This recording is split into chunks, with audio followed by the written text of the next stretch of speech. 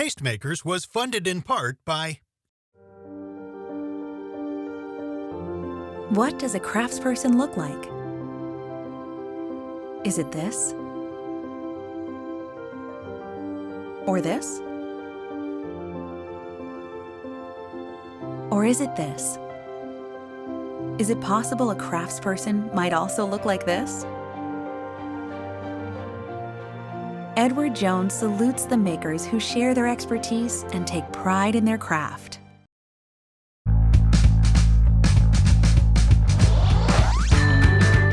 In this episode, you're going to meet a bunch of makers, each creating something entirely unique but tied together here at Union Kitchen, a food accelerator in Washington, D.C. that is fostering success through partnership, community, and support.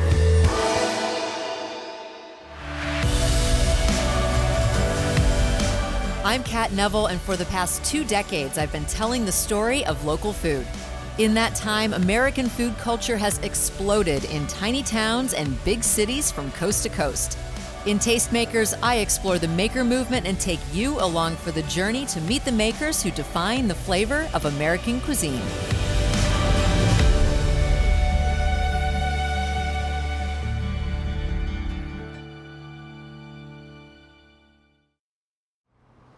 In this episode of Tastemakers, come along with me to Washington, D.C. to meet Union Kitchen's Cullen Gilchrist, who is working to help launch and nurture culinary startups. He offers business advice, distribution services, a communal kitchen, and even a string of grocery stores to help ensure their success.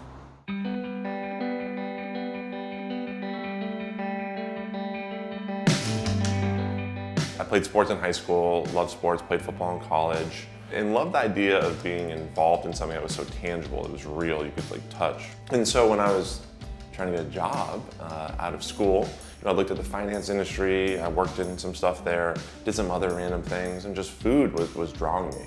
So I just decided to just give it a run and start working in food. Alongside of that, my sister started making her cookies, chocolate chip cookie with these chocolate discs in it, full of butter, and just the best cookie you've ever had. And so we decided that, hey, we want to grow this business. Everyone was asking for more cookies. We couldn't make more cookies because we were too small. So we started looking for a kitchen. And we were talking to our friends that were at farmers markets, and they were all like, yeah, we don't know. We work in a restaurant after they close, or actually we just do this at home, don't tell anyone. So through that process, we realized that, hey, we could actually get a kitchen and we could share it. And so that was the beginning of Union Kitchen. We got a kitchen and we put my sister in it and we started making cookies and we started sharing with our friends. We wanted to do it in a way that kept everyone engaged and near each other, just an open environment, building a community around it, a community of respect and collaboration, and supporting the growth of food businesses through that. So our building is 70,000 square feet in the Ivy City neighborhood of Washington, D.C. And what we wanted to create when we built this was a place where the energy and the passion of entrepreneurship and food just came to life, where you could feel it the moment you walked in. So whether it was you coming in every day to run your business, or it was a guest visiting to learn about it, or it was someone who was thinking about a food business, that they would come in and just be swept up in kind of the energy of business is happening and food is everywhere, and it's really cool.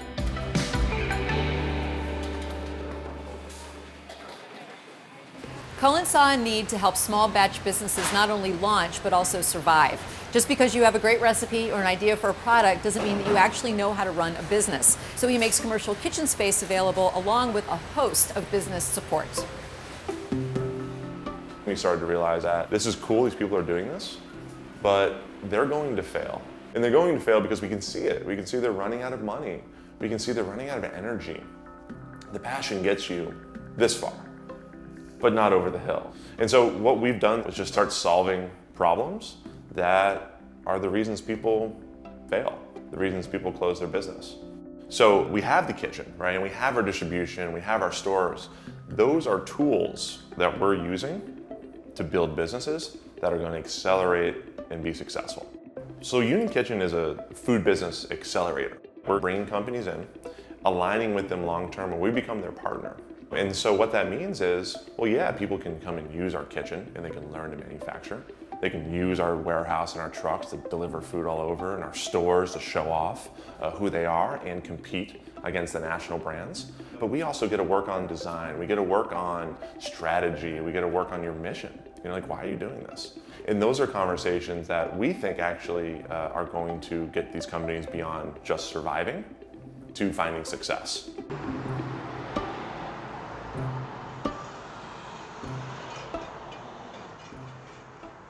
So we're standing on the second floor of the building here at Union Kitchen, and of course I'm here with founder Cullen.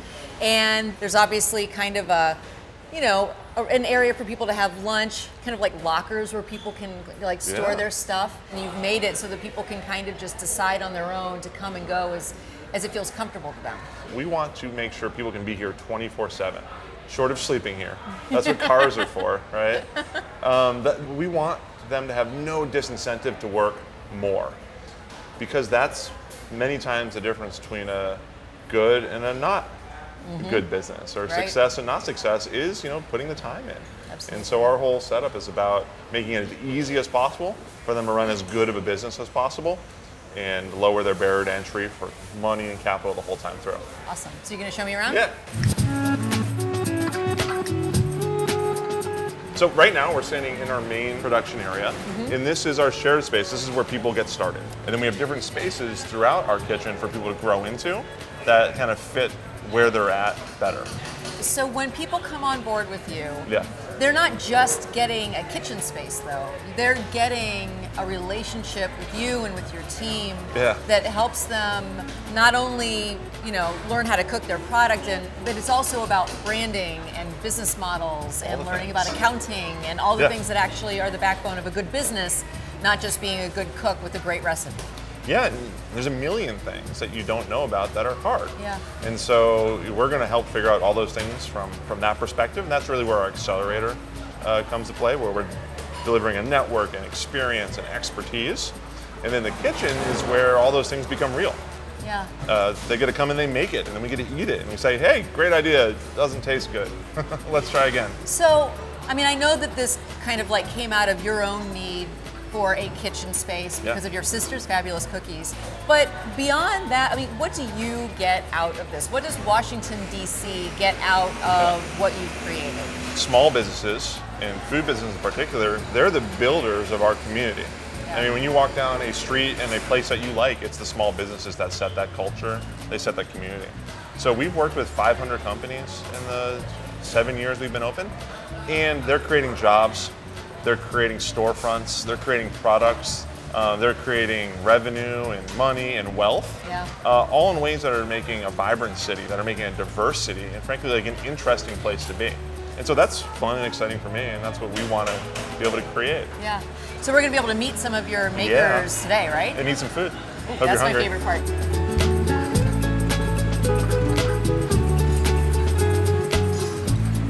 So Kat, this is Manny. Manny runs a company called Parahita. Hey, how you doing? Nice to Andy, meet you. nice to meet you. So tell me about what you're doing. So today I'm doing research and development for our new product coming out next month. It's going to be our honey barbecue finadeni wings. And so what it is, I'm taking my traditional hot sauce of Guam. It's a soy sauce base, and I'm mixing it with a little bit of honey for sweetness. Nice. And then I formed a glaze over it. So you mentioned Guam. Yeah, Guam, born and raised. Yes, ma'am.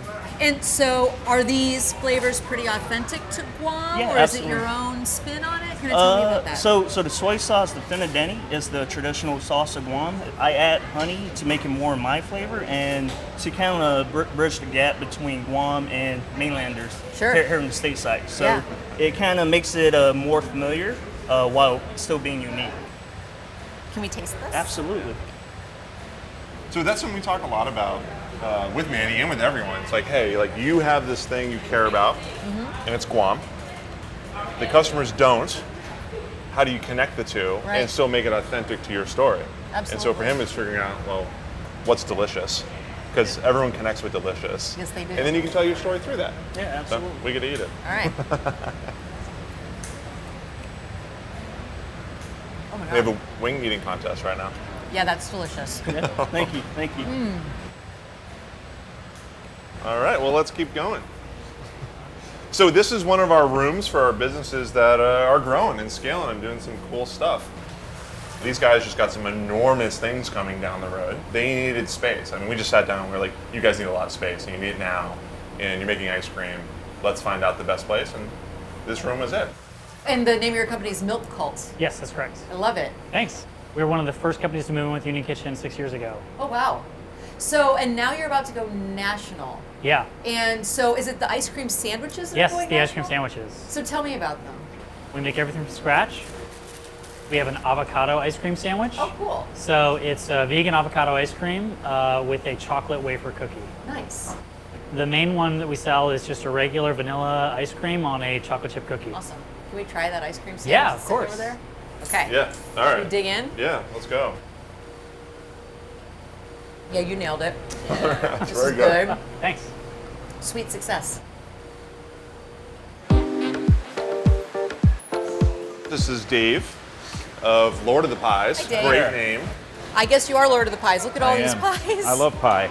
It smells like heaven in here. We're going to eat at least one of these, just face first. Hey. That's Pie part eating of the contest. tour. I think I'm going to win the pie eating contest. So. Okay. So how did you get into the pie business? I love pie. I've always loved pie. I made my first pie in the 3rd grade for a school bake sale, Yeah. and everybody loved it. I loved it. So that was the thing I felt strongly enough about to really make a go at. I see that you obviously have whole pies, but then you have packaged goods too. Right. This is a grab-and-go snack. It's 2 little pies in each one of those. You were working with Dave like a year ago and just being like, what, like, how does Dave go from, I mean, you made a lot of pies, a couple 100,000 pies at this point. Wow. Probably, yeah.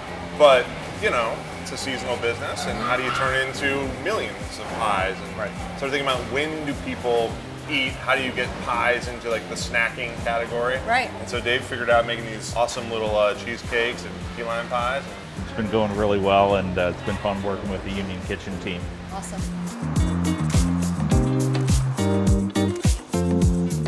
We've got all sorts of businesses, and we're outside, and we've got food trucks. Yeah. And so Jesse Hi. is one of the founders of Swizzler. Thank you. So we started out at Union Kitchen, I don't know, 5.5 years ago at this Yeah, a point. little while ago. With our original food truck, we're doing gourmet grass-fed beef hot dogs, hand-cut fries. We spiral cut them. They're really unique and different. Nice. So it took us about like 2 or 3 years to kind of get our legs under us and really understand the food industry in DC and what was important to us and what we were doing that was working. Yeah. Well, without the support of this community and the incubator that was here, do you think that you'd be in the same spot? Oh, absolutely not. Just in the last year and a half, seen so many leaps and strides, and a lot of that's coming from getting mentorship and experience from businesses that are in very similar situations or a little bit ahead of us. You know, we're now happy to be able to provide the mentorship for new businesses, but also still continue learning and finding ways we can push the envelope as well. Very cool.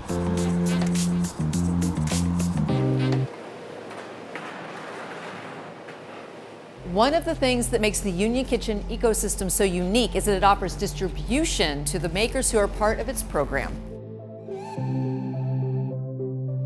You just can't get something sold in grocery stores across America because you want to, or because it's a cute idea, or it's because something that you think is missing. There's a heck of a lot of business to it. There's a heck of a lot of relationships. So we realized that we had to be the first person to buy and sell and distribute their product. So we started a distribution company. We have trucks, we have a warehouse, we buy lots of food, and then we go out and we broker and sell that food into retailers throughout the region. Whole Foods is a fantastic partner of ours. We have a handful of other local partners in the area. And so we launched them from our ecosystem into this larger infrastructure that already exists.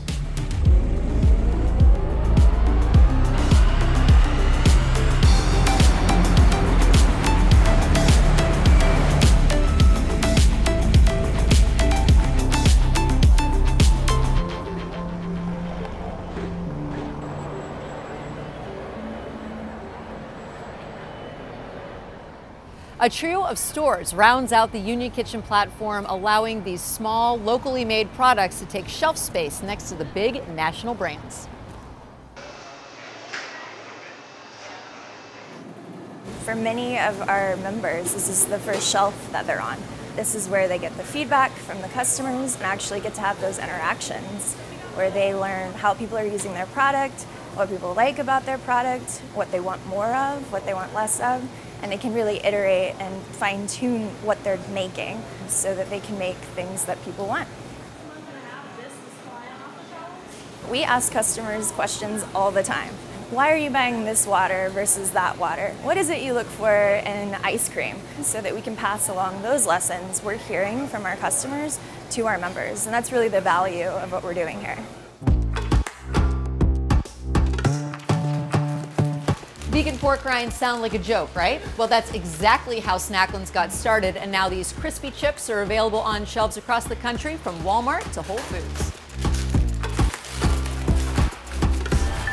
One day I was like, hey man, I got this really funny joke, like I'm a Muslim and I want to make a vegan pork rind, LOL, right? And so we made this crunchy, puffy, almost pork rind-like chip.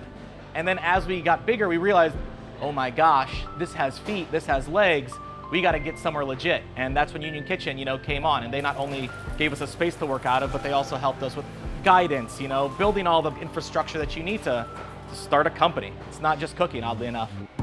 We joined with them, we were in 7 stores, and now we're in close to 1,000 stores nationwide, probably hitting 1,500, 2,000 by the end of the year, which is mind-blowing.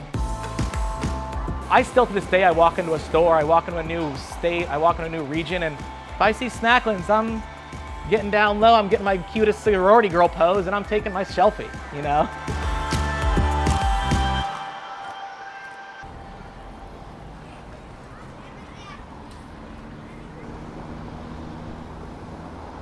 The co-founders of Compass Coffee spent 4 years together in the Marines, where coffee was their fuel.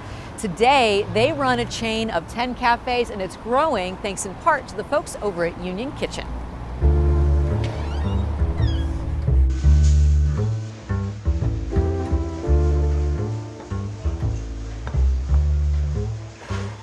So now I'm sitting here with Harrison and Michael, the co-founders of Compass Coffee. Both joined the Marines, end up deployed to Afghanistan together, and then you come back and you're like, let's start a coffee roaster. And now you have 10 cafes throughout Metro DC. So how did you get here? We come at this from the point of view of Marines. We're not coffee snobs. We don't have like some pedigree as baristas. We've learned it over time. So we were just making coffee and sampling it with our friends and, getting a lot of early feedback from people. We finally think that we've roasted a batch of coffee that we can show Cullen. He's like running the DC food scene, and he's running a cafe called the Blind Dog Cafe. Mm-hmm. We have that meeting. At the time, it wasn't right for Blind Dog. All right?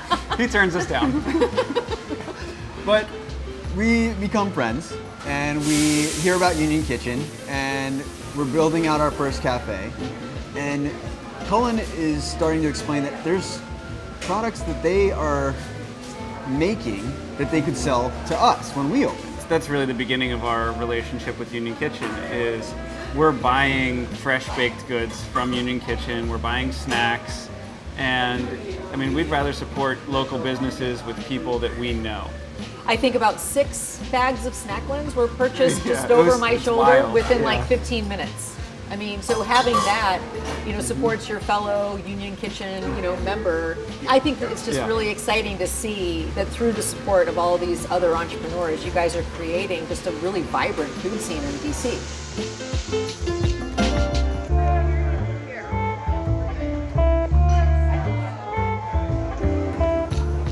What's really awesome about Michael and Harrison is that they've opened 10 cafes, they do great, customers love them, and then we sell a ton of their coffee in our own stores, but also to places like Whole Foods. At Compass, they're selling tons of products that are made here. They're actually the biggest customer of Made in DC products and Made in Union Kitchen products, because they believe in creating this ecosystem, like we do, that's supporting itself and getting bigger and kind of growing. It's like a tornado.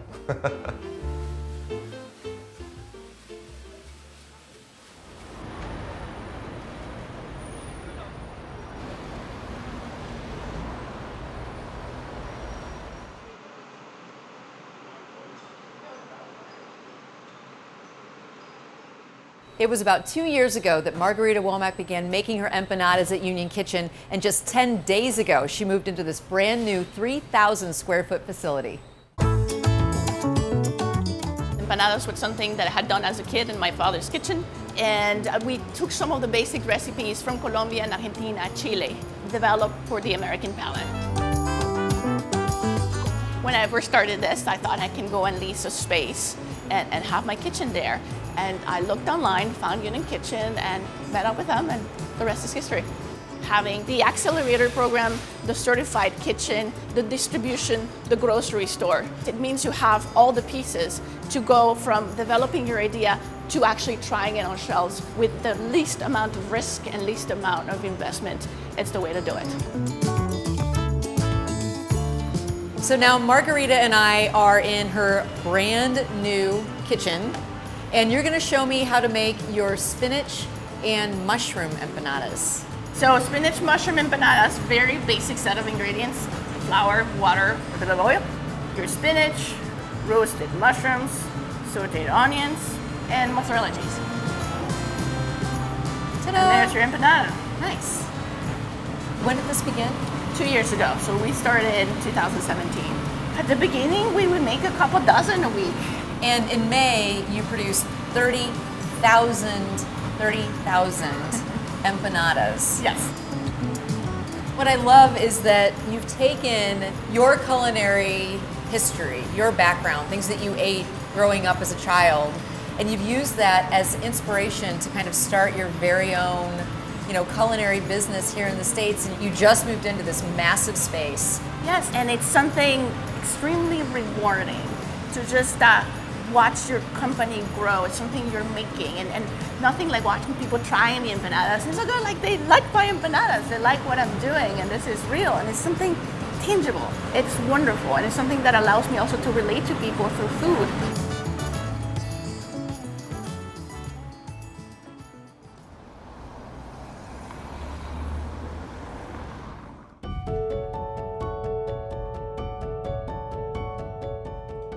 We want to make things in DC, we want to build our community here, and we want it to be something that we're proud of. And so by supporting the growth of these businesses, it's having an enormous impact on our city. It's creating thousands of jobs. Over 500 businesses have started. Over $250 million of revenue have been created, dollars spent and taxes paid. I think the ecosystem that UK has created and fostered and nurtured is unique and special, and something that I think we're both really proud of to work with and support. Being within a community such as Union Kitchen was extremely helpful because we're all walking the same path and we're all dealing with the same problems. And it's much more fun, I think, when you can share the ride with others that are in the same boat. What's really awesome about food and manufacturing is they fit the kind of the idea of it doesn't matter where you've gone to school, it doesn't matter where you've come from. If you do work hard, you can be successful. A first generation Iowan with Muslim parents who creates a vegan pork rind company in the nation's capital. That doesn't make any sense, but that's really what the American dream is all about, isn't it? It's easy to get caught up in a lot of politics and all the other stuff that you hear on the news about DC, but we want this to be a part of the narrative. DC is a place where people can come and they can build, launch, and grow small businesses.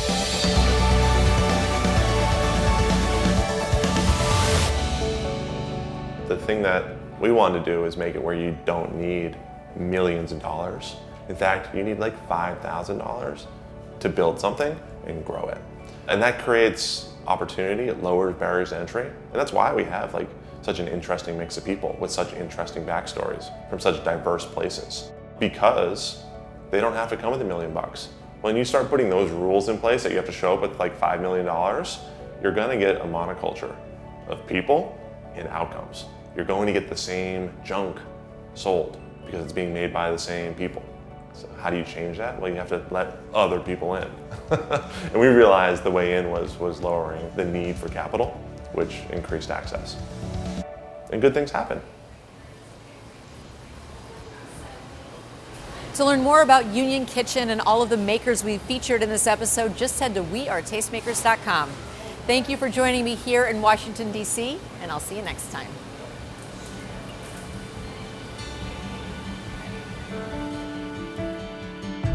Connect with us online at wearetastemakers.com or through social media on these handles.